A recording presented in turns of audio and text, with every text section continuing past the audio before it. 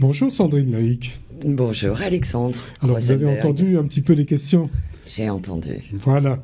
Alors, bon, on a tous été confinés. Chacun à sa manière, on a fait des choses, on a appris des choses. Comment ça s'est passé pour vous ce confinement? J'ai été confinée en télétravail. Donc, ce qui fait que je Vous n'ai n'avez même pas vu le temps passer. Voilà. À la rigueur, je dirais que j'ai même encore plus travaillé que d'habitude, puisque l'ordinateur avait sa place à la maison, le bureau était à la maison, donc ça a aboli le temps du trajet, ça a augmenté mon temps de travail. J'ai plus travaillé. Mais il y a quelque chose qui s'est révélé en même temps. Mes collègues de bureau et moi avons des relations assez chaleureuses, fraternelles, amicales, et on s'est groupés sur Messenger, et en fait on a continué à travailler en commun tous les matins. On prenait le café ensemble, à 2h on prenait le café ensemble, et on clôturait notre après-midi de travail en débriefant ensemble, ce qui fait que j'ai pas eu le temps de voir l'apéro ensemble à 19h, un petit verre de vin, oui, rouge. Et en fait, c'était devenu notre rituel qui nous a permis, hormis le week-end, de ne pas voir passer les semaines. On n'a pas vu passer le temps. On a travaillé dans la joie, on a échangé tout le temps. Donc le sentiment de solitude qu'ont pu ressentir certaines personnes dans le cadre du confinement, j'ai eu beaucoup de chance. Je ne l'ai pas ressenti. Comment ça s'est passé avec le fils ? Bien. Est-ce que lui, il a souffert du confinement? Je sais que c'est un très très grand sportif. Oui, il a beaucoup souffert de ne pas pouvoir faire de basket, ça c'est vrai. Mais il a un peu confondu confinement et camp de vacances. Donc hormis les cours où il fallait se connecter, c'était un grand camp de vacances. Il a même fait venir ses copains dans le jardin pour fêter son anniversaire. Donc ça va. Bon. J'ai eu un kibbutz permanent chez moi. Bon, on a vu comment vos journées étaient rythmées par le travail, mais le week-end, comment ça se passait? Ah, mais il y a quelque chose que je ne vous ai pas dit. Monsieur le rabbin, David Moyal, a eu la merveilleuse idée de ne pas nous faire décrocher. Ce qui fait que, première fan, j'ai mis Facebook et j'ai pu suivre tous ses offices sur Facebook. Matin, fête. Shavuot, Matin, etc. Arvit, Minra, tout. Dès que j'avais l'alerte Facebook de connexion, hop, j'enfilais mes AirPods et je me connectais. Je continue même à le faire le matin pendant que je vais travailler. Ce qui fait que ça m'a permis de pouvoir suivre, de pouvoir prier, de pouvoir être toujours en lien. Et j'ai trouvé ça magnifique. Et j'ai ressenti le manque, les Shabbatot. Puisque Shabbat, n'ayant pas de connexion, j'attendais Arvit avec impatience pour retrouver ce lien. Et j'apprenais par moi-même à rythmer Shabbat avec mes livres. C'est votre manière de pouvoir...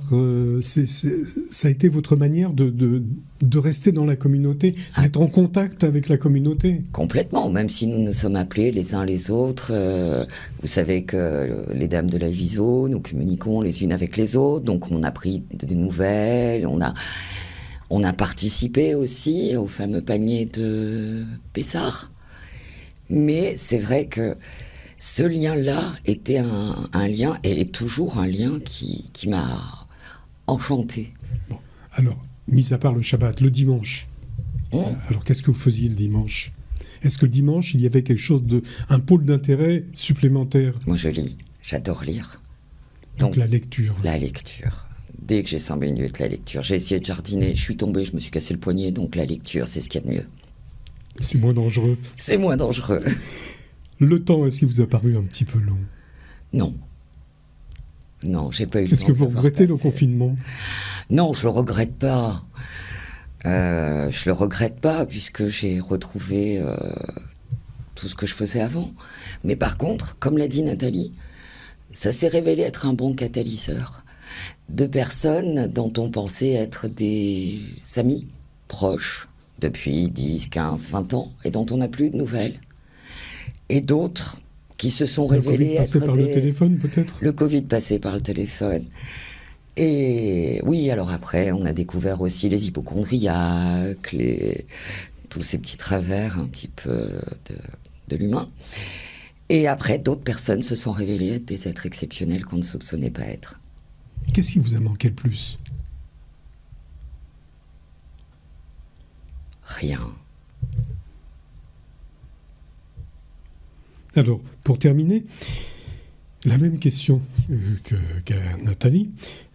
Est-ce que cette pandémie vous a appris quelque chose sur vous-même? Puisque vous venez de parler de ce que vous avez appris sur les amis, donc sur vous-même. Oui, bien sûr. Ça nous permet toujours de faire de l'introspection, mais je crois que la dernière année qui s'est écoulée m'a permis de faire beaucoup d'introspection. Donc je prends beaucoup le temps de rester dans le silence. Avant, je supportais pas le silence. Je reste dans le silence, vous êtes plus, j'écoute. Vous êtes moins dans la spontanéité, beaucoup plus dans la réflexion maintenant. Oui. Je prends le temps de m'asseoir, je prends le temps de réfléchir. Quand j'ai le temps, j'écoute les cours de Thomas Römer du Collège de France. Et oui. Est-ce que vous avez une velléité quelconque, radiophonique, télévisuelle? Est-ce que vous aimeriez pas recevoir des gens pour leur poser des questions, un petit peu comme Nathalie, vous avez vu? Recevoir des gens, je sais pas, parce interviewer. Que ça n'a pas l'air comme ça, mais en fait, je suis une grande timide qui se camoufle derrière sa grosse voix et ses airs. Et moi? Mais non, par contre, moi aussi, je suis très timide, faut pas croire. Avoir des discussions, par exemple des discussions avec monsieur le rabbin sur des thèmes, puisque il le dit assez, on avait travaillé ensemble pour faire un petit bouquin pour les cours de pensée juive, pour qu'on ait fait des cartes, des recherches, on avait mis à la disposition des élèves qui viennent en cours de pensée tout un travail qu'on avait fait sur les dynasties, les rois, les époques, les 12 tribus, etc. Donc avoir des discussions, on va dire, rabbiniques et talmudiques à mon modeste niveau, parce que j'avoue que je suis une ignorante, ça me plairait bien, oui. Eh bien écoutez, je vous le souhaite.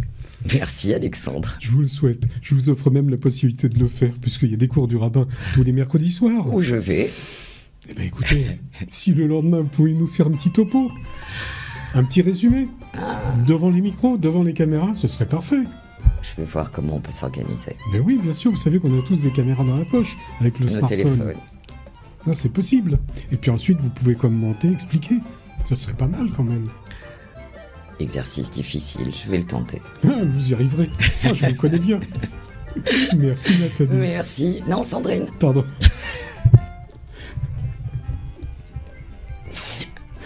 Merci Sandrine. Merci Alexandre. Et puis à bientôt. Hein. À très bientôt devant les micros. Hein. Il n'y a pas de souci, c'est un pur bonheur. Dès qu'il y a des activités, il faut absolument nous les dire.